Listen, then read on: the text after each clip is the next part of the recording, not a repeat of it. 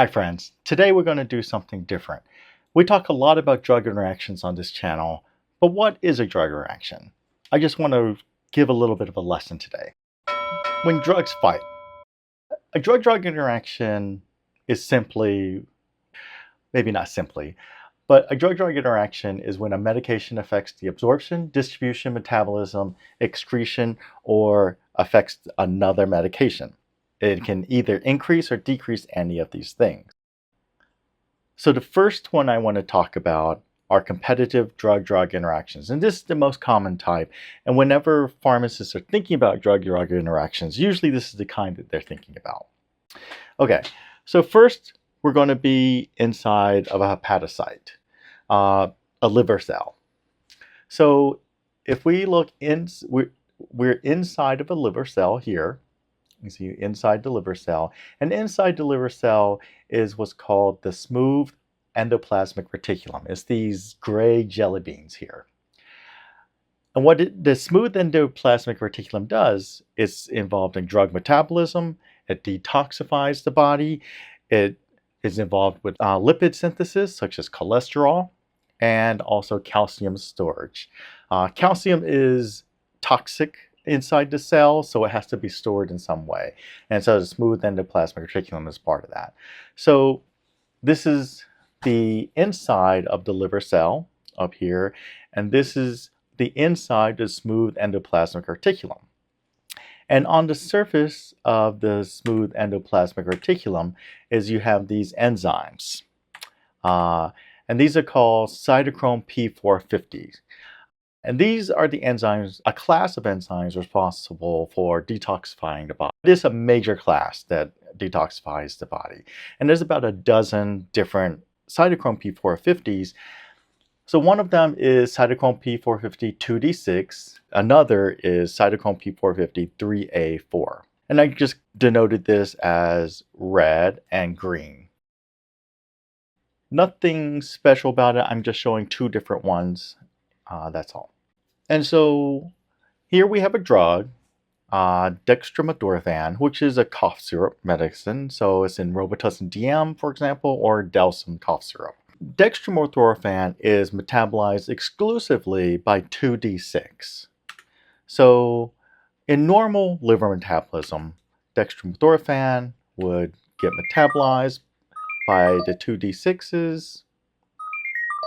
You can see they're finding their enzymes, and if they go to the wrong enzyme, it does nothing.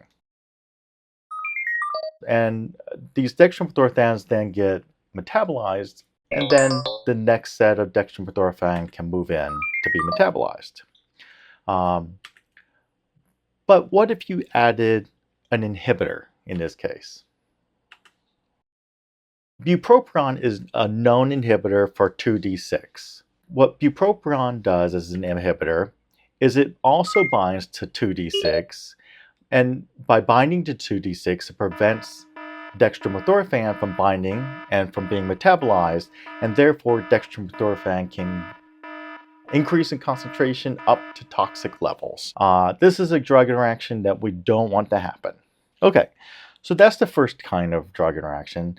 Now let's look at the second type of drug interaction. In this case, so we're going to talk about the renin-angiotensin-aldosterone system. So it is an important system that controls blood pressure in the body. Your liver produces angiotensinogen. Your kidneys produce an enzyme called renin that converts angiotensinogen into angiotensin 1. Your lungs produces an enzyme called angiotensin converting enzyme. Sometimes we just call this ACE.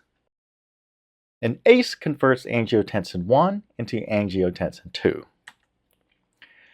And angiotensin 2 has effects all over the body. But its main effect is to raise the blood pressure. Now, we have a medication called ACE inhibitors. And it blocks this part of the pathway. We don't want to block it all the way. We only want to block it maybe 10%. And by doing this, we can lower the blood pressure. But there's another medication that we could use and they're called ARBs, angiotensin II receptor blockers. Well, ARBs block next step in the pathway. Because you're blocking two pathways that are right next to each other, it can dangerously lower the concentration of angiotensin II. And when that happens, it can cause the blood pressure to drop too low, as well as can cause you to reabsorb too much potassium, and too much potassium can lead to arrhythmias. So this is an example where two drugs are working on the same pathway. So it's two steps in the same pathway, in this case, two steps right next to each other. So this can be dangerous because they can both block too much of the pathway. Lastly, I want to talk about a drug-drug interaction that affects different pathways. And let's go back to dextromethorphan again. And if we recall, dextromethorphan is metabolized by cytochrome P452D6. And if you recall, bupropion is an inhibitor. And so what happens is dextromethorphan, when you give both of these drugs, dextromethorphan raises to approximately 40 to 60 times its normal levels. And when this happens, dextromethorphan can then cause sedation. And this is because it's modulating the glutamate neurotransmitter. Now, what if we add a second sedative? And in this case, let's add diphenhydramine, also known as Benadryl, which is a sedative, but this one works through a different pathway. This one works through the anticholinergic neurotransmitter. And so diphenhydramine can go into the brain, causes effects, and is causing sedation as well. So both of these drugs cause the same effect through different mechanisms. And so one is through the glutamate neurotransmitter, the other is through the anticholinergic neurotransmitter. And because they're affecting two different mechanisms, they might not necessarily have additive effects. They may actually have synergistic effects, and meaning that one drug plus another drug has a huge effect. So that's another type of drug interaction that we really want to be careful of in older adults. My name is David. I'm the lead pharmacist at MyRxPro. I hope that you enjoyed this lesson. Give us a call if you need any help with any of your medications. The link is in the description. Thanks. Bye-bye.